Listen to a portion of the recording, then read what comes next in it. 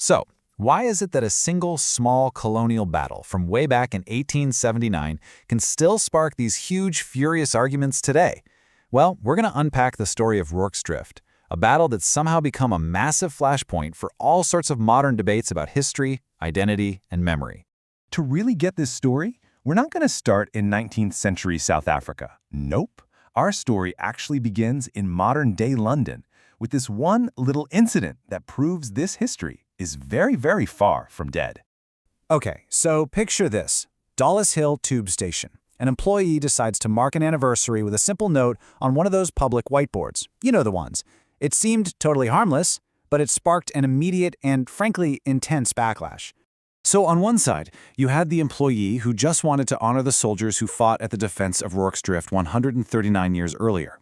But on the other side, complaints started pouring in, saying the tribute was basically celebrating colonialism. Within hours, the whole thing was erased, and Transport for London even issued an apology for what it called an ill-judged tribute. So this is our central question, right? How did this one event become this patriotic shorthand for some people and a really painful reminder of a troubling history for others?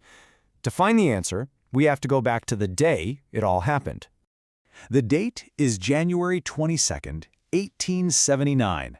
Now, for the British Empire, this would turn out to be a day of profound shock and some really unlikely heroism, all defined by two very different battles fought just hours apart. First, there was the absolute disaster at Isandlwana. A British force of over 1,700 was almost completely wiped out by a Zulu army. A truly shocking defeat. But then, just hours later, and only 10 kilometers away, something incredible happened. A tiny little garrison of about 140 British and colonial troops at a mission station called Rorke's Drift held off an assault by up to 4,000 Zulu warriors for 12 straight hours. The heroism of this defense was just seen as off the charts.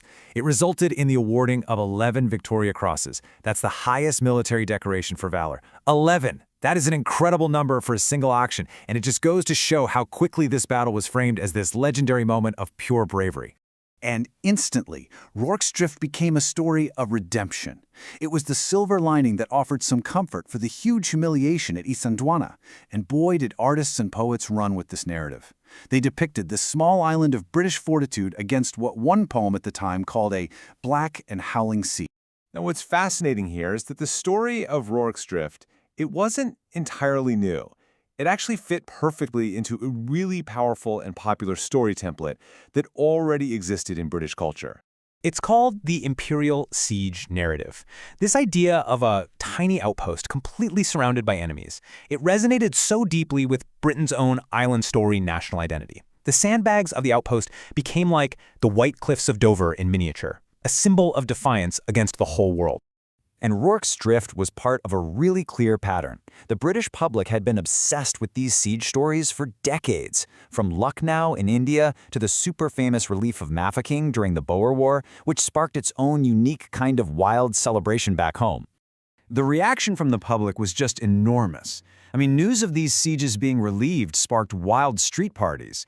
These events weren't just military victories. They were seen as proof of the British national character, proof of their grit and their endurance. But, for all the Victorian paintings and poems, the biggest reason we remember Rorke's Drift today, it's not from the 19th century, it's from a 20th century Hollywood blockbuster. That's right, the 1964 film Zulu, starring Stanley Baker and a very young Michael Caine. This movie took the heroic story of Rorke's Drift and just seared it into the modern public imagination. For so many people, this film is the story of the battle. The film does something really clever. It just sidesteps the thorny politics of the whole imperial invasion. When a soldier asks why they're even fighting, the famous reply isn't about empire or conquest. It's simply, because we're here, lad. And with that one line, the bigger, more controversial context is just sort of dismissed, and the audience is focused instead on the immediate, relatable drama of survival. And the film's legacy is immense.